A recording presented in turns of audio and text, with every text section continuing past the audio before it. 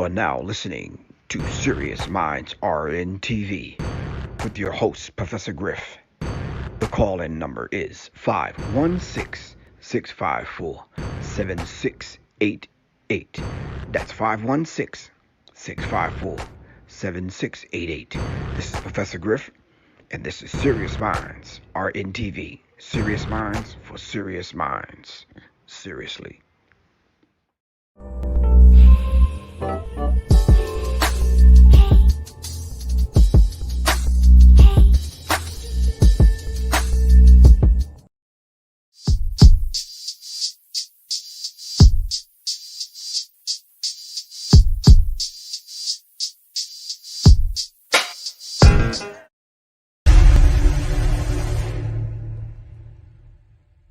The Serious Minds Brain Tonic was created to sharpen the mind by protecting cells and increasing neurotransmitters associated with learning and memory. This is the Serious Minds Brain Tonic. The Resurrection Formula. This male reproductive tonic elixir is the resurrection you've been looking for. It is a stimulating sexual tonic with mild androgen-like effects that is nourishing to the reproductive system. You can order them at www.professorgriff.me and www.seriousmindsinstitute.com. Just call 678-557-2919. Your health is your wealth. Peace.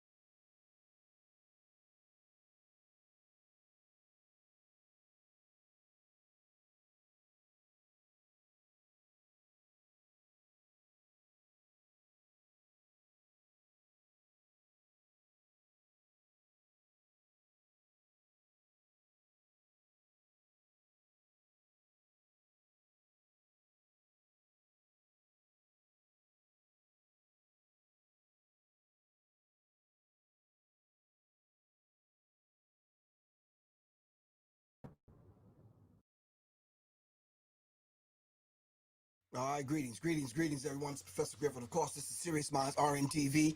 Of course, as y'all already know, we're trying to survive on Wednesdays, so it's in real time. And we're going to do that by bringing on two special gentlemen that's going to discuss a couple of critical incidents and some life-saving survival kind of information that we want to pass on to you. Some people may look at it as though I already know that. I'm not going to be in those situations. Doesn't involve me, blah, blah, blah, blah, blah. Whatever you think, nonetheless, just pull from these two gentlemen and what they have to lay out. All right, and let's just kind of make the best of it. And as I always say, take it, throw it in your toolbox. And if you need it, it's good. Hopefully you won't have to need it, but I'm pretty sure you might need it. Shout out to the Serious Minds family over here on IG, and shout out to the Serious Minds family here on YouTube. All right, if you know three other people, give them a call or text right now and let them know that we're on live. All right, on www.youtube.com/C/Serious Minds RNTV. All right, tonight we're going to be discussing just a few things, and hopefully you can join in on the discussion. All right, the second half hour of this broadcast, we want to take questions. All right. So the second part of this is it's motivated and generated by the questions that you ask. So without any further ado, I want to add on my guest, Mr. Dexter Doc Piggins and Mr. Larry LP. LP. No, he didn't used to be a stripper. Don't mean long play. You understand? Right? We didn't know what he used to do in his former life, but I'm just saying it don't mean that. All right, hold on for a second. Can y'all gentlemen hear me? Yes. All right, somebody got to make it in front of the bald head people. So yeah, how y'all doing? Pretty good. Good, brother. Can you guys hear me? Oh Yes, yeah. Okay. clear. I got my lights fixed, Griff. I see that you're not in the dark. Yeah, and I got the red thing going on, like I'm at Thirsty Thursdays in the basement of the club, but I'm not. I'm good though.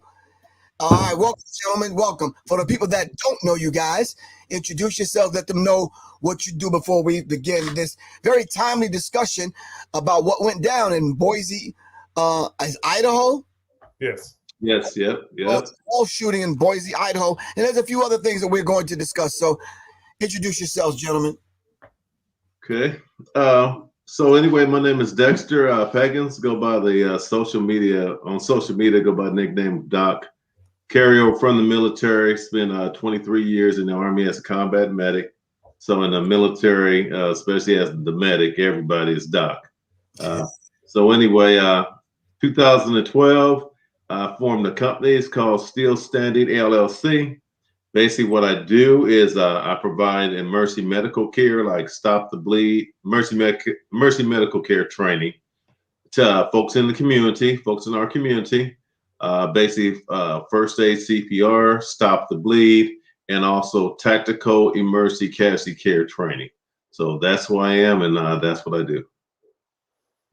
And I'm Larry Penton. I am the CEO of Penton Pending Consulting Solutions LLC. Also, I am a firefighter paramedic, active paramedic license, but I'm retired as of last year. We're here in Charlotte, North Carolina, originally from St. Louis, Missouri. Also a Stop the Bleed certified trainer. Doc and I are going to be delving into a lot of these. We call them active shooter, or the term now is active violent incidents. It's still known as active shooter / hostage events, or ASHE, but they're shooting for this new term, active violent incidents. So we're going to be delving into how to survive in real time, as Griff says. Mm-hmm. Yes, indeed. Yeah, it's definitely about in real time. We can only take from what we've learned and experienced in the past and bring it forward into the present in order to survive for the future. There's no sense in talking about how to survive in past time because we're living in today. That's right. You understand? Right. There's no sense in talking about how to survive in future times because we're not there yet. How to survive today. It may be a different kind of way to survive later on. We don't know that, but for right now, we're gonna make that happen. All right. So just so I can put it out there to let people know, the welcome to the Terror Dome No Retreat Gun Retreat, we have to postpone it into 2022, April of 2022. We'll get further into that probably on Friday's broadcast when I discuss some of the particulars dealing with that particular not change in venue, but just change in time. As we all know, we're rolling with the times. We're rolling and still rolling and coming in and out of this pandemic. All right. So we just got to roll with the punches. All right. So in the meantime, in between time, let's dive into this this deadly Idaho mall shooting. I'm gonna share my screen and we're gonna kind of discuss some things. All right. 1 second.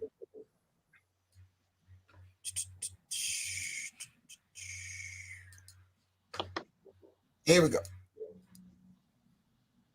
So should all our IT move to the cloud? The cloud would give us more flexibility, but we lose control.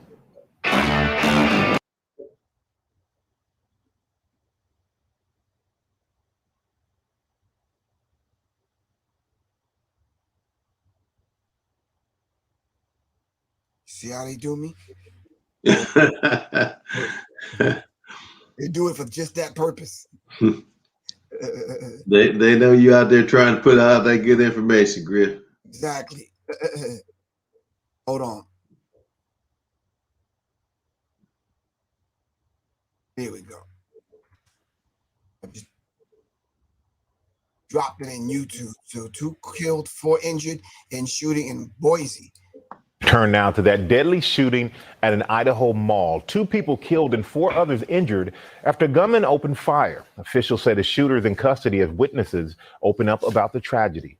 Alex Perez is there on the scene in Boise. Good morning, Alex. Hey, good morning, Michael. Authorities are still here on the scene. Witnesses say it started as an average afternoon here at the mall when suddenly shots rang out. Overnight, investigators in Idaho working to figure out what led to a deadly shooting inside this shopping mall in Boise, killing 2 people and injuring 4. I saw other people that I saw earlier, like freaking out, like outside, and I was like, oh, this happened. This is a real event. This cell phone video captured inside the mall. You can hear the gunfire. The chaos unfolding about 1:30 Monday afternoon. Authorities say they responded to reports of shots fired at the Boise Town Square Mall, the capital city's largest shopping area. Primary suspect ran by the Dave & Buster's wearing dark clothes, had all black and wearing a backpack. Arriving officers confronting a man who matched the suspect's description when a gun battle broke out.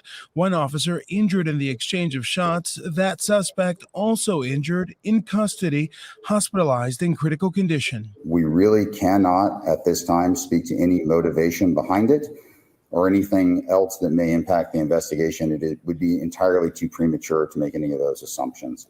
Sherry Guypen was on a walk with a friend when the chaos erupted. As we went by J.C. Penney's, people started coming around a corner, and I asked somebody, why are you running? And he said, somebody heard a gunshot. Then the next person I saw coming through was a lady with a stroller, and she said that there was an active shooter in the mall. I guess you never expect it to come to where you're at until it does and you're in that situation.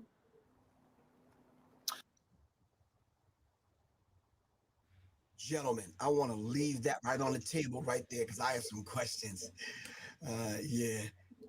Hold on one second. All right. The question I have from that young lady and the other young lady, she says you never expect it to happen until it happens. And then, well, let's talk about that first, because there was another young lady early on. Hold on. What did she say? Where is she at? Hold on. I wanted to write down what she had to say, but because it was very critical what she said. Hold on. There she go. Hold on. Let me get it. I saw other people that I saw earlier, like freaking out, like outside, and I was like, oh, this happened. This is a real event. All right. Never happens until it happens. And then this young lady says, oh, this is real. Right. So let's talk about the psychological ramifications of it first. Believing it enough to say, oh, okay, I need to do something. All right. Let's talk about that first, and then let's talk about you never really think it's going to happen until it happens. Let's talk about those two things first. So, gentlemen, talk to me.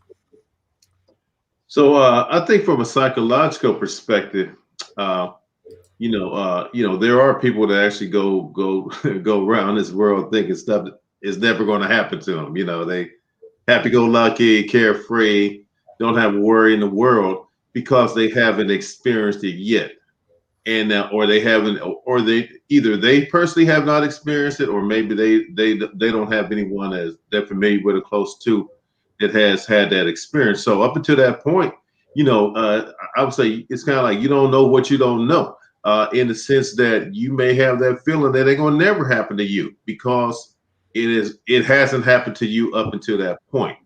So, but once it does happen, that's when you get that reality check. Okay, so then you have to at least go through a process then, because the other young lady says, "Oh, okay, yeah, all right, now this is real." Oh yeah. So should training kick in, or what happens at that point? Because if you're not used to it, you won't know what to do.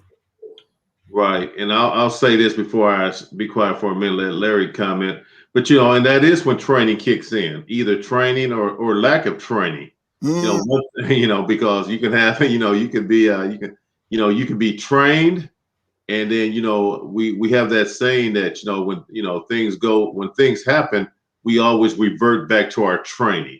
That's where that concept or that phrase, train as you fight, basically meaning the way the way you will react. You want to make your training as realistic as possible when you're training for certain events. So when that event takes place, you'll know what actions to take place. Like there is training, active shooter training. Matter of fact, that's one of the things I used to do in my past life. I did training for employee safety at a federal agency I used to work at, training over 13,000 employees in the Atlanta area every year in how to respond during active shooter events. So, in situations like that, yes, you do revert back on your training. If you haven't been training or you have never received that training, then that's when you're going to either revert back on what I say, common sense, street sense, or just total chaos, one or the other. You're not going to know how to react. Wow. Larry, I'm sorry. No, go on. You know what I always say, it's not a matter of if, but when and where one of these active violent events is going to occur. As a paramedic, we're trained on these active events, these mass casualty incidents, and how to deal with the patients, the bystanders, the staff, the other first responders that we encounter. And as a civilian, as just a bystander, what do you do in these situations? How do you deal with it while you're on scene? How do you deal with it when you get back home? How do you deal with it if you're injured and you're in the hospital? How does your family deal with it? How does your loved ones deal with you being in that situation? I was looking at pretty much every video and news story that I could find over this past week when I was doing my research on this story. And some of the videos were showing people that were in the mall at the time of the shooting, walking out on their cell phones. You had people in the parking lots that were talking, calling their loved ones, and the reporters, they were talking about, you look at all these people that are on their phones, checking in with their loved ones, giving them a wellness check on scene, letting them know that, hey, I'm okay. But when you get in that car driving home, when you're sitting in your living room after, witnessing whatever traumas, either somebody bleeding out, somebody dying, and in this case, there were 6 injured. 2 people died on scene. One of the injured was a police officer. He survived. The shooter engaged with the police and he survived. He was taken to the hospital in critical condition. But everybody on that scene has to deal with the mental health aspects of this traumatic event. And we all deal with it in different ways. And so hopefully what we're going to be doing with this surviving in real time and this stop the bleed training will help people at least get an understanding of what to do immediately. But I would just say, as far as anything else, please, please, please seek help. If you feel that you're overwhelmed, if you feel like this is too much for you, talk to a counselor, talk to your therapist, talk to your family, your friends, seek out some professional. If you're a religious believer, seek out your theologist, whoever you worship, pastor, minister, rabbi, what have you, Buddha, if you're a naturalist or what have you, please just seek out help because this won't go away. These incidents aren't going anywhere. So with that said, let me ask both of you guys something. So how can would it be wise? Let me ask it this way. Would it be wise for the average person just going to the mall to carry something with them to protect themselves, or on the first aid side, or on the self-defense side, or both, or just don't go to the mall? You can't live your life in fear. That can happen at the mall. It can happen at the grocery store. We had discussion about that a couple of weeks ago. It happens at churches. So if you're trying to if you're trying to guess, okay, well, is it safe to go here versus there? or I'm just stay in the house and don't go nowhere. I mean, that means you have a spirit of fear. You live in your life in fear, and you know that's not how we're designed to live. You do need to have a mindset of preparedness, you know, and that's why we have discussions like this. What we emphasize being prepared. Self-preservation, you know, that's number one law of nature, you know. So you do the things you need to do to survive that event, because you're the number one priority when something like that happens. Before you can help someone else, you got to make sure you're safe. If you got your family folks with you, you make sure they're safe.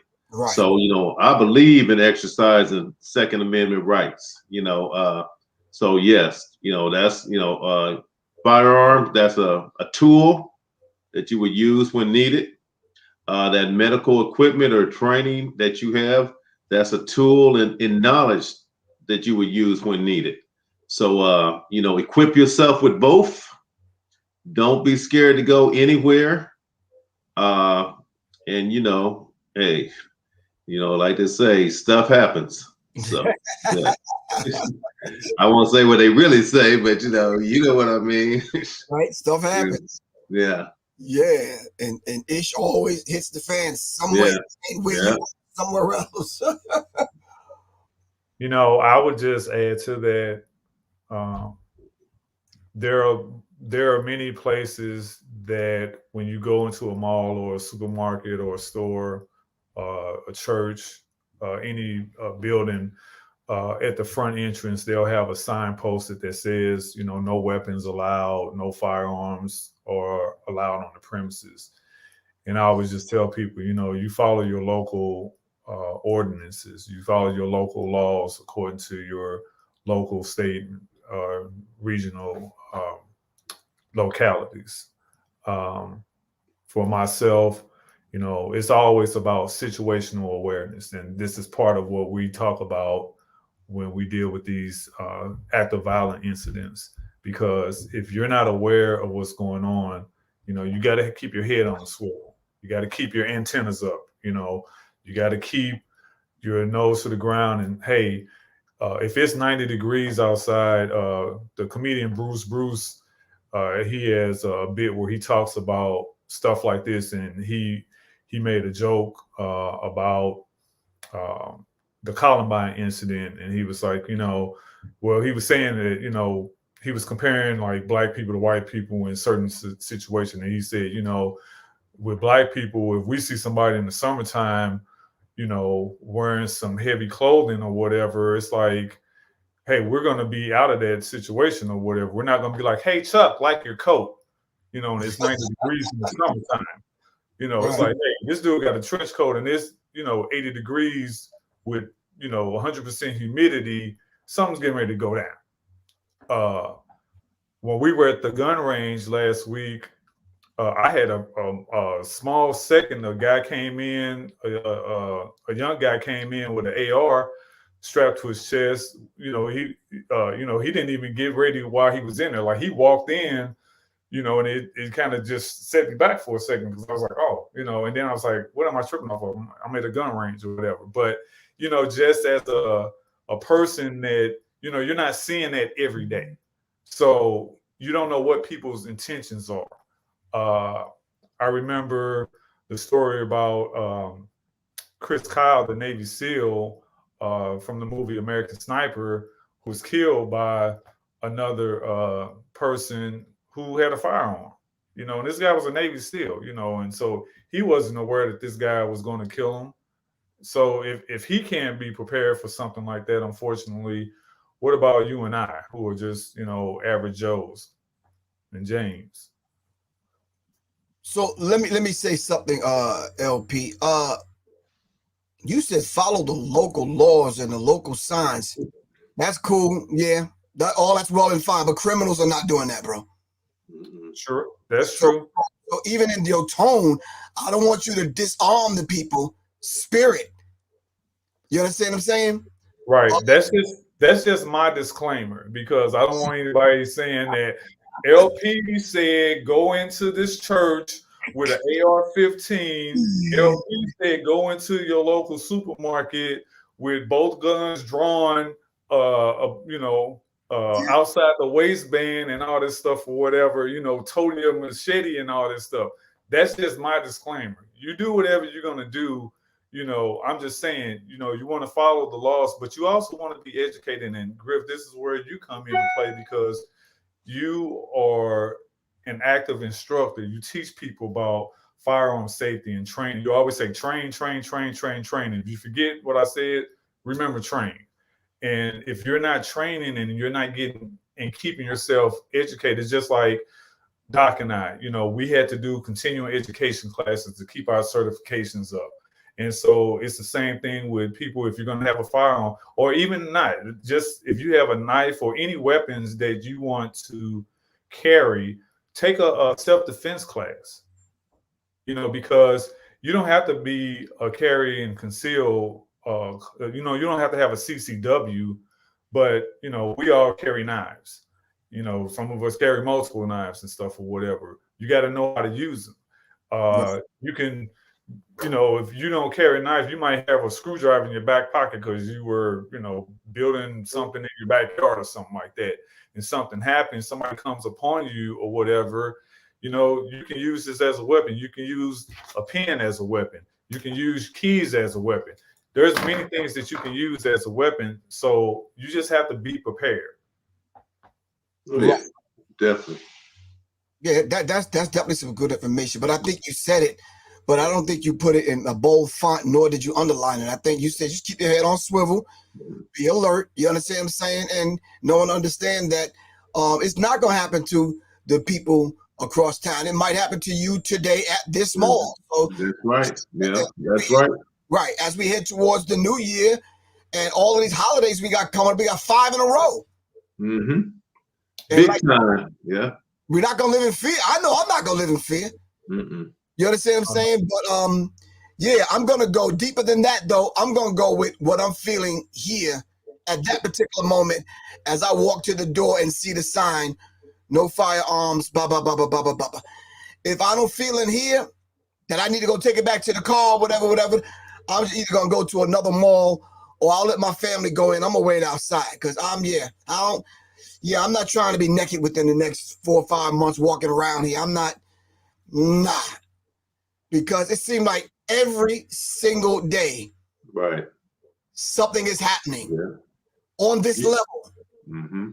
Anytime, anywhere, it's always something going on, and you always need to be prepared. It's better to be prepared and not have to use it than don't be prepared and wish you had it. So right, it's better to be a warrior in a garden than a gardener in a war. Yeah, we always say in EMS, we prepare for the worst and hope for the best every time we get a call. I do want to just add something also to what the question was earlier about, do you live in a bubble or do you go out and just live your life? You got to live your life. With the advent of technology, there's a lot that you can do at home that will keep you in the house. You can, like what we're doing, these meetings that we have, you can do all your shopping online, whether it's the big A or, you can do your groceries, you can buy food online, have it delivered. There's so much that you can do online that you can have brought to your home that you don't have to venture out. And I think that as this health crisis that we're in right now starts to wind down or if we get back to normal or what have you, people are going out more, they're venturing out more. You're seeing, compared to last year with the shutdown, now you're not seeing these shutdown levels, or you're not seeing these shutdown events like we had last year. So as people go out more and more, you're going to see probably an increase in these situations because, it's just something that society has to deal with on multiple levels. But as people, we have to be comfortable and saying, hey, you know what? I'm not going to allow some knucklehead to keep me from living my life. Yeah, and I think, you know, like going back to Griff's original question, you know, with this stuff going on, that means now you don't go to the mall. And like we are both all saying, you know, this stuff happens every day. It can happen anywhere, anytime. You know, gas station, you know, convenience store. I mean, stuff just going to be jumping off. You know, so you know, and another thing, you know, just because you carry a firearm don't make you bulletproof. You know, so you know, you carrying the firearms. You know, that, you know, for some folks, you know, maybe that gives them a heightened sense of being in, invincible or something. But once again, that firearm is just a tool, a defensive or personal protection tool to use only when needed. In an active shooter situation like that stuff that happened at the mall, you know, I got a firearm on me. I could have a firearm on me, but that don't mean I'm going to engage that shooter because, you know, one, unless I feel that you know, I'm just saying me personally. Somebody else might have a different view take on it. You know, like I made the comment, your number one priority is self-preservation. If you got your family with you or people you care about, they're your second priority because you got to take care of yourself in order to take care of them. So by you engaging that shooter, now you drawing that attention in your direction, and maybe one of your family members gets shot. You know, now if that shooter poses a direct threat to you, by all means, light them up if you can. But just understand, once them bullets start leaving your gun, you're responsible for them bullets. That's right. If you're in a crowded mall, you mess around and miss the shooter, and you done hit some other folks, you know, that's on the other side of the mall trying to get away. So, you know, even though you have a firearm, you have to be you have a responsibility with that firearm. So, you know, it ain't just like, okay, I'm strapped up, I'm going in here, yeah, I'm ready for whatever. No, it don't work like that. You know, so I just want to throw that in as a caveat because you know, we don't want anybody to leave this discussion thinking, yeah, well, I got this firearm on me, I'm good to go. You know, for anything. Right. That ain't real. Yeah, it don't work like that. Yeah, and I think a lot of people are walking around with the the imaginary gunfight in their head that they're gonna win. Mm-hmm. Because they watched John Wick and some other movies, and it just don't work like that. Mm-hmm. Everybody's cool shadow boxing, but as soon as they start throwing them joints back, that's right. You know, Bruce Lee said boys don't hit back, right? When he's in martial arts. That's well, right. Bruce Leroy say them targets don't shoot back, but in real life, people do. You know, so yeah, don't expect to go to a gunfight and not get shot. So you know, you have to be smart about about what you're doing. Right. And Griff, real quick, you always talk about, and when you're talking about your gun safety training, that acronym you came up with, TANK. And I watched that the other day when you were talking about it, and I was like, wow, you know, I didn't think about that because, like you said, you know, and if you guys want to know more about it, just, you know, follow Griff on his other shows that he does. But one of the things that kind of stuck in my mind was, you know, when you shoot that gun or that firearm, what's your backstop? You know, because bullets travel, go through people. Where is it going to terminate? Where is it going to end up? You may shoot the shooter, and let's say, you know, he's standing right here, the bullet goes through him. What's behind that person to stop? Like, is it a wall? Is it a person? You know, it may go through a wall and hit somebody else that you don't even see behind that other side of the wall that's doing their concealment. So you have to be aware that once that bullet leaves that chamber, it's not going to stop until it stops. No matter if it goes to one person, two people, a wall, and 3, 4, 5 people, what have you. So you got to be aware of that. That's part of your responsibility as a gun owner. And, you know, hey, it's just something that's really, it was really enlightening when you said that. Oh, Griff, thanks. Really appreciate that. My man's Boggs Middleton, he says you have to be smarter than the object that you're dealing with. Oh yeah, for sure. And you're correct, but we don't know. If you're engaging someone, you don't know how smart or dumb these individuals are. You understand what I'm saying? I think you do have to have a plan though. And that's you got to underline what's your plan. Everyone right now, whether you want to or not, you have to have a plan. Right. We're going to the mall. We're going to stay in there for an hour. Get what you need. Hit me up. If something go down, meet me at the food court. Blah, blah, blah, blah, blah, blah, blah, blah. You understand what I'm saying? Plain and simple. You got to have some kind of plan. You got to have a home plan. You got to have a plan when you're going to the mall. We're going to dinner. If something go down, you understand what I'm saying? This is what we're doing. You got to have some kind of plan. At least talk about it and discuss it. Right. Plain and simple.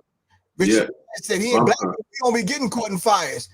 We'll eat through somebody's before we get caught in the fire. We be out there like this. You understand? We're not getting caught. You understand what I'm saying? So that's the reality of it. So you have to have a plan. Right. And with that plan, Griff, before you go on, and a lot of times when we do go to the mall, I don't like to go to the mall because I don't really like to shop. But a lot of times when families go to the mall, the kids go in one direction, the parents go in another direction. So, because hey, you go find what you need, and you be back at such and such a place. Meet me back at such and such a place. So if that event happens while the family is kind of like spread out all over the mall, just like you said, going back to having a plan, and making sure that you talk, that's something you probably need to incorporate with the way things are going.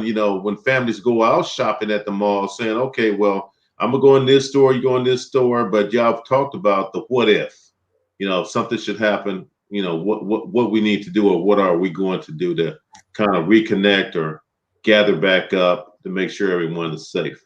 I think with the advent of the internet and with the phones, I think a lot of people now, they don't care which way their children go because they can easily, say, look, all right, I'm about to leave, let's go. Meet me back at the car, or meet me at the front door, or meet me at the entrance we came in. Where you at right now? Okay, meet me at the food court. A lot of times, we just take for granted that a plan needs to be put in place, and we don't think about it. We just kind of like, oh, I can easily call them and tell them I'm about to leave. Right, exactly. Yeah. So yeah, yeah. All right. One quick question, and we went through a period, especially with young people.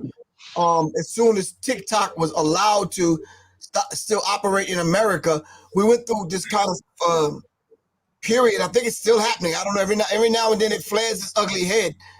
But these challenges, the last challenge I think we witnessed was the crate challenge. Would you agree? No. Yes. It was after that. It was a slap a teacher challenge. Remember? Yeah, I remember that. But the crate challenge the two worst ones that I saw was the crate challenge and the teaspoon of cinnamon challenge. Okay, but what about the ice bucket? I didn't really see too many injuries with that, but like those two stuck out in my head: the crate challenge and the cinnamon challenge. What if the ice bucket went left and someone went into shock? What do you do?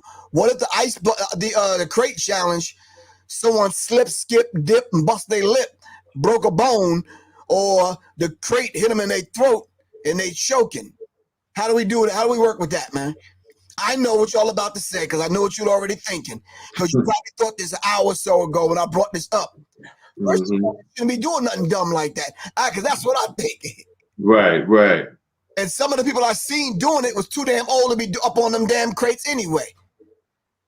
How you 362 pounds with a girdle on that don't fit, all right, with your grandmama socks on, ashy ass ankles and feet, all right, with Vaseline on your nasty looking toes, you in a crate. Yeah. Damn crate challenge. I mean, come on, work with me. Talk to me. That's yours, Larry. That sounds like you probably encountered a lot of that stuff.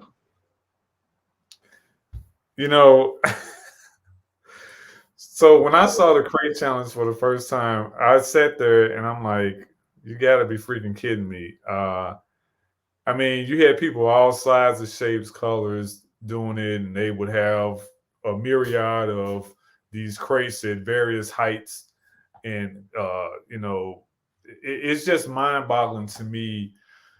I always say, man, and this includes women, but mankind will always look for the ultimate high since the beginning of time, whether it's in the substance, whether it's in alcohol, whether it's in, adventure and all this stuff. That's why you got people skydiving. And I'm not saying all of these things are bad. I'm just saying that some things are just stupid, and this crate challenge, it has a myriad of problems that you're going to encounter, if you fall, because gravity is not your friend. Inanimate objects will always win over the body. People that get mad and punch the wall and punch trees, and then their hand is broken or fractured, it's like the tree won, the wall won. These people that are falling down from these crates, I always, when I get called and I show up and I'm like, what happened to your hand? Oh man, I was mad and I punched the tree. Which hospital do you want to go to? Come on. These people that are falling down on these crates or whatever, they got so many things. The first thing that they need to be worried about is busting their damn head. Second thing, and probably even more serious than that, is being paralyzed. Because if you fall the right way, and it don't take a lot of height, and it don't take a lot of fall either, to fracture your cervical spine, and hey, you can be partially paralyzed, you can be fully paralyzed. People don't know about being bedbound until they typically are elderly or something like that. Right. You don't want to be anything like, you don't want any part of that life where you can't take care of yourself, you can't wash yourself, you can't wipe yourself, you can't feed yourself. I'm talking about full on paralysis from the neck down. Because you have other problems that come with that, bed sores. You have just all kinds of things that go on with a person that is paralyzed. So I would just tell people, if you want some excitement and adventure, that's why they make video games. Play some music. Go out and date or something like that. Like, do something that's a lot safer than some stupid crate challenge or whatever. And like I was talking about the cinnamon challenge, where people would take like a teaspoon or tablespoon of cinnamon and swallow it. They were having all kind of negative problems that was going on with that or whatever. I just think that people look for adventure in the wrong ways, and it ends up costing them and their family, like we were talking about earlier with the mental health aspect. Your family has to deal with it. If you lose your income and you're the main source of income, what do? If you have a child or children, who's going to take care of that kid, whether you die or you have a permanent injury? Obviously, LP, you don't have teenagers around you. You can't video game nowadays. They way past that, bro. Yeah, that's right. They way past that, man. But anyway, here's a full list of the TikTok school challenges. We're talking about school. School. September, vandalize school bathrooms. In October, it was smack a staff member. November is kiss your friend's girlfriend at school. December, deck the hallways and show your balls. Need I read that one again? Are we good with that one? Okay, hold on. January, jab a breast. February, mess up school signs. March, make a mess in the courtyard or cafeteria. April, grab some eggs. Another stealing challenge. May, ditch day. Find a day and ditch school. June, flip off in the front office. July, spray a neighbor's fence. A lot of that stuff is, I guess this is like modern day stuff for we all did stupid stuff. I think, I don't think I know when we were younger, but not on that level, you might go through a neighborhood and egg somebody's house, do something to somebody's car, spray something on the car. But, that some of those things right there that you mentioned, especially with the stuff at the school, that it's not smart. It's definitely childish type stuff. I mean, but we still got kids with childish minds. But maybe that's just the generation. That's what they call having fun or something. I don't know. Yeah, but we're talking now first aid. We're talking about, like Larry just said, ingesting something, and now somebody has to come to your aid. Right. We're talking about a crate challenge where you can fall off and break something and crush something, and all right, you understand what I'm saying?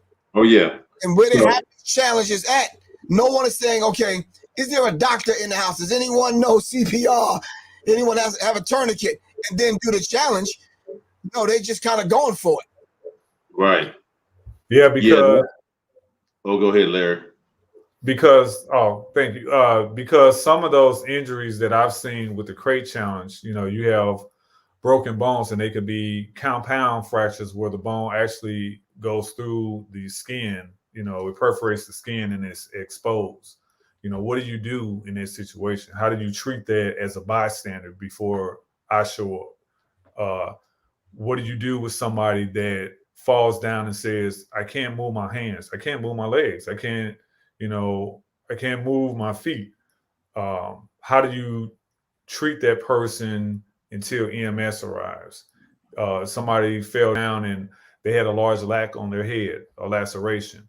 What do you do for an injury like that? How do you treat that on scene? You may not have an IFAC, individual first aid kit. You may not even have a first aid kit available. So what do you improvise with? So those are the things that I'm concerned about with the cinnamon challenge. When you have somebody who ingests something, and they can't breathe anymore, what do you do in that situation?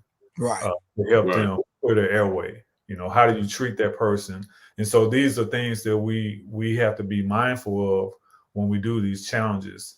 The other stuff, some of the things that you mentioned at the school, it's a violation of personal space. It's a violation of people's rights. When you're touching young ladies' breasts or smacking somebody, those are miscellaneous. Most of those can be felonies. So you got bigger fish to fry or whatever, and you might get hit back. Right. And, especially like the bathroom stuff, kids going in there ripping like mirrors and sinks and toilets up. That's vandalism. I mean, and that's criminal. If I was a teacher, kids slapped me, I guess I'm gonna lose my job that day. I'm slapping that kid right on back. That's just the way it is. But for that child, that's assault. It might be simple. Well, it's some form of assault. I ain't no legal guy, but you just assaulted me. You slapped me. You probably would hope I slap you back, because there's definitely going to be some legal action. So a lot of that, a lot of those pranks, but on the medical aspect, like Larry's saying, that's where that you have to have a basic first aid knowledge to know that certain things you may be able to help that person after they done fell off those crates and the way they landed head first, neck went backwards. Yeah. He probably done severed his spine. You start messing around. Now he's paralyzed because you laughing and moving him around, but this cat is paralyzed. Wow. So that's not something you just can't take that stuff lightly, because it might be funny at the time while he falling and that crate come up between his legs, and then he flip over on his neck. But it ain't gonna be funny if it's something resulting in some kind of serious permanent physical injury to an individual. Right, exactly. So while we're taking a pause for the calls, if anyone have any questions for the last few minutes we're going to be on here, please type in your question. Make sure it's clear and we understand what you are talking about. No long drawn out stories and paragraphs. If your question starts off with, well, let me put it like this, Griff, once upon a time. No, bro, no. Your question cannot start off with once upon a time. You understand what I'm saying? Nah, ask a clear question so we can get it answered. You understand what I'm saying? Like, for example, someone had said to me, can we talk about protests and what if you're involved in a protest, should you bring, I don't know, a first aid kit to a protest? Are you anticipating someone getting hurt at a protest, or?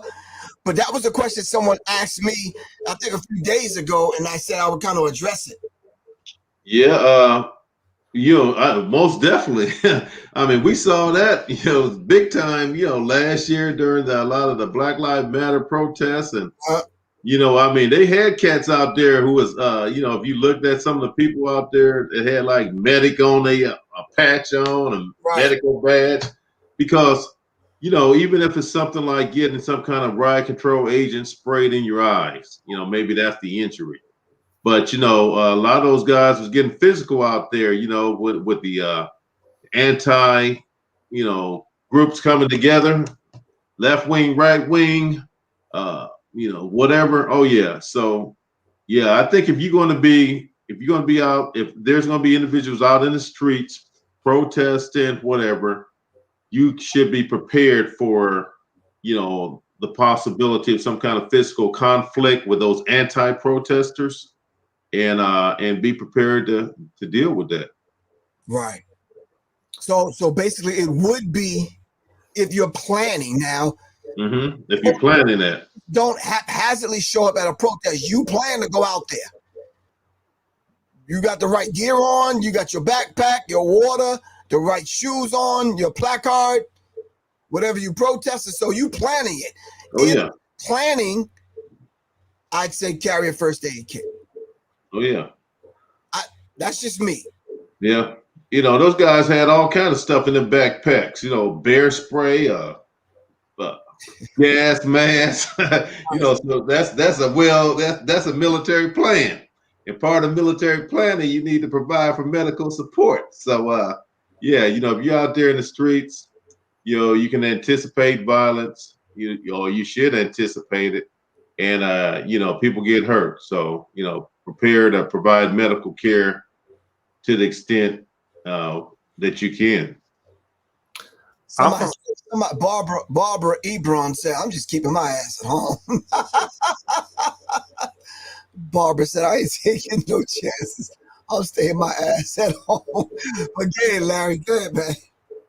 I'm from St. Louis, Missouri.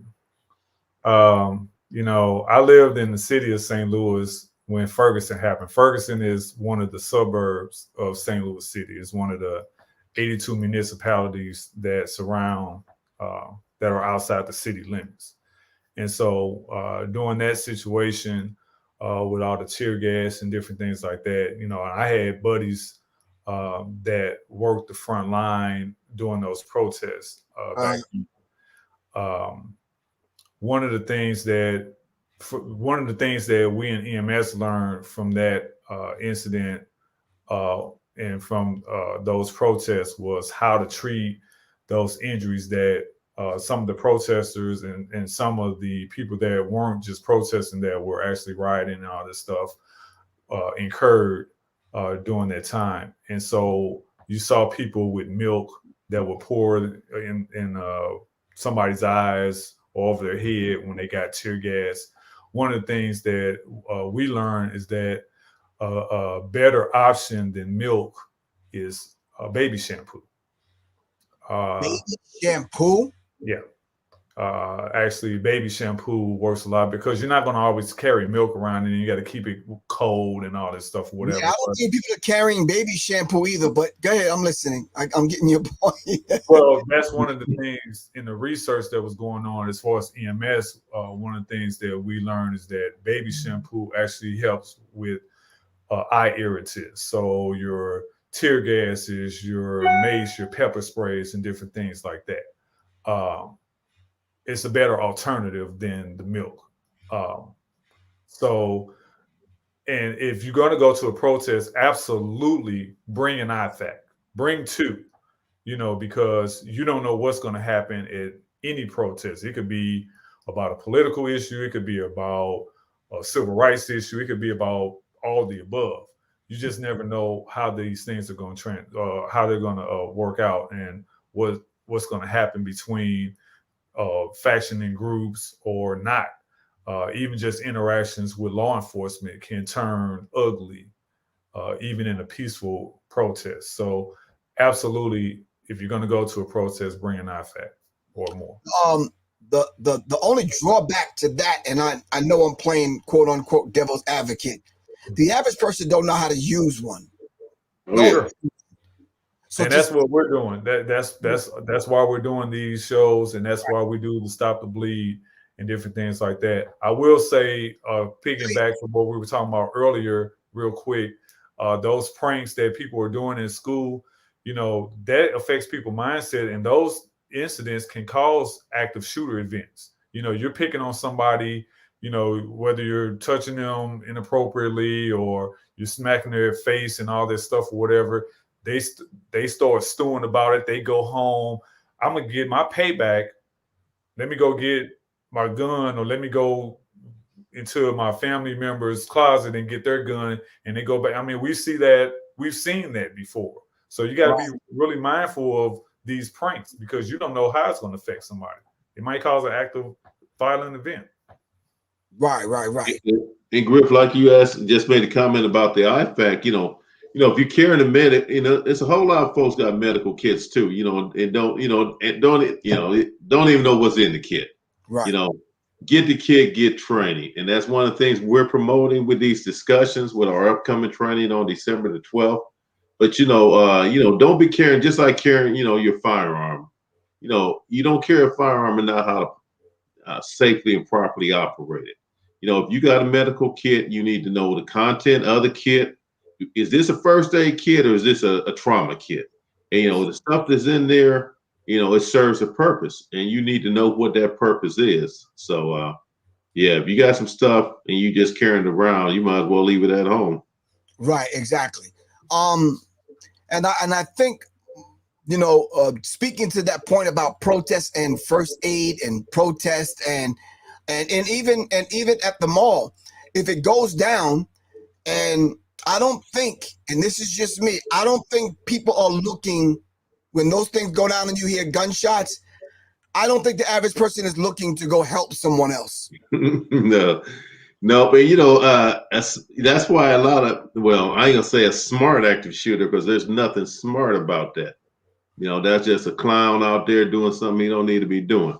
But a lot of times, when you start hearing that gunfire going off in a place like a mall or something, everybody headed to the exit. They trying to get up out of there. And here's the thing about that, that's what you don't want to be doing. You don't want to be in the crowd running all in the same direction, trying to get out, because a smart active shooter, he just point in the direction where everybody headed. He don't care who he hit. It's military, we call it targets of opportunity. Whatever. You just got this battle rich environment. Well, that ain't the term, but it's something like that. But the bottom line is, you don't want to do that. That's where the situational awareness comes in. Get down, get safe, get an assessment of what's going on. Know the direction of the shooter. You don't want to be running towards the shooter, and then you make your plan. I'm headed to the left. I'm not going to the right with everybody else. Whatever you're going to do, but don't just follow the crowd, because you might be following them, in the wrong direction. Right. If you fail to plan to fail. Yep. Mm-hmm. And those employees at that mall, according to the news stories, really helped out the patrons of the different stores. They instituted the run, hide, fight that we talk about. When the incident happens, you either first and foremost, you run if you can run. And like Doc said, try not to run with the crowd.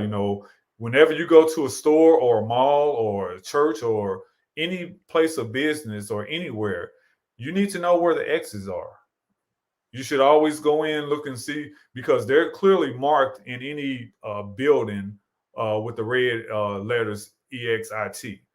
Run, hide, fight. If you can't run, then you hide. Cover and conceal. Cover doesn't give you shelter from or prevention of bullets hitting you, but concealment does, because you're hiding behind a sturdy, thicker object.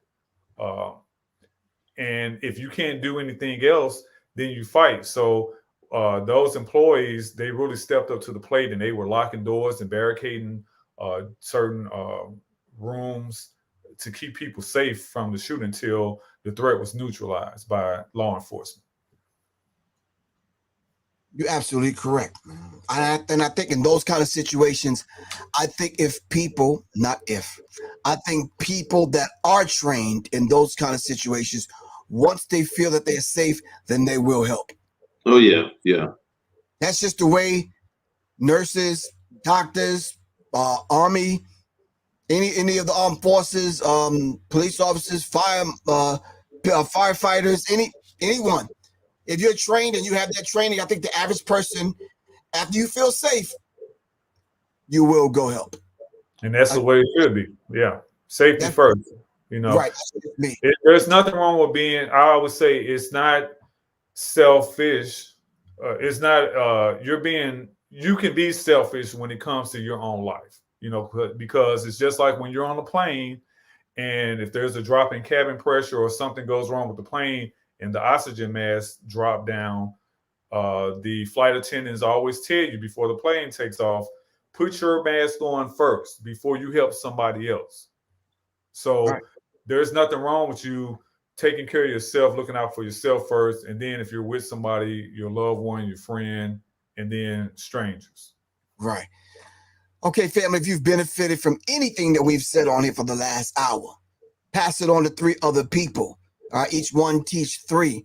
I was talking to this guy named Doc today, and he said each one teach 1. And it reminded me of one of my elders taught me. He says, we got that from Africa. Africa, it originally started, each one had to teach 3 because that was part of your rites of passage. By the time it came over on the ship and hit Detroit, it was each one teach 1. You understand what I'm saying? That's all we had. The brain capacity to handle is 1 other person.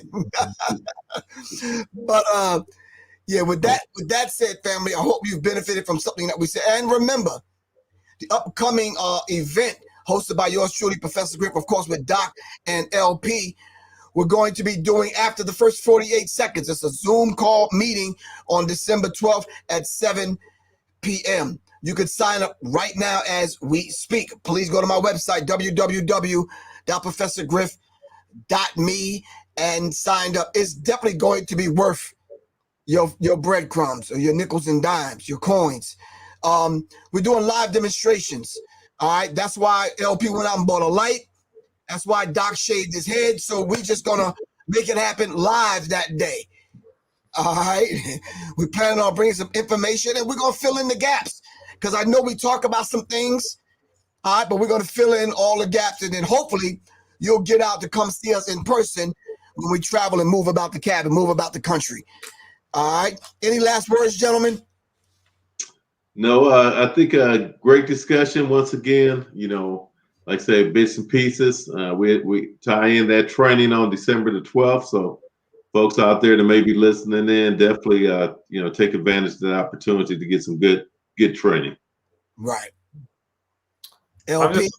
I want to read this quote that came from the news story about the Boise, Idaho shooting. It says, as first responders, we prepare and train for these kind of events, yet nothing can really prepare you to witness such horror when something like this happens to a community. For the person that's just an innocent bystander, that goes for you too. Like, you may not be formally trained like myself or like Doc is. Right. However, these shows that we're doing and the Stop the Bleed training that we're doing in Griff, with you doing your firearm safety and training, collectively, the 3 of us are preparing and training the everyday person to be ready for these events. Because again, nothing can really prepare you to witness the horror. But if you find yourself in one of those situations of an active violent incident, you'll know what to do. Right. All right. Until next week, gentlemen. Thank you very much for the information, and thank you all the Serious Minds family for always joining us on Wednesday night. Pass this information on, copy the link, send it to some other people, have the discussions with your friends and family, and figure out a plan. What's your plan? Everyone's going to be out and about especially this weekend. Halloween is coming up. Black Friday's coming up. Oh, yeah. Full costumes. So you know robbery crew is going to be out. People are going to be doing all kind of stuff. So I'm just saying, family. Yeah. All right, be very mindful. All right? Be very mindful. All right, fam. Y'all take care. Peace, good brother. Peace now. All right. Blessings. All right. All right, that was Doc and Mr. LP, and discussing the Boise, Idaho mall shooting. Discussing the challenges, the crate challenge, the ice bucket challenge, the knucklehead challenge, whatever else kind of challenge. All right. But family, let's be very mindful that the holidays are coming up. All right, be very mindful of your surroundings. All right, protect yourself and protect your family. This is Professor Griff for Serious Minds RNTV, and I am out. Peace, Quan. All right, peace to the Serious Minds family, Little Goddess, Johnny Taylor, Great Filibuster, and the rest of the fam. Make sure you go to my website, professorgriff.me, and sign up for after the first 48 seconds. All right, because you're going to need to know what to do on the first aid tip. Peace.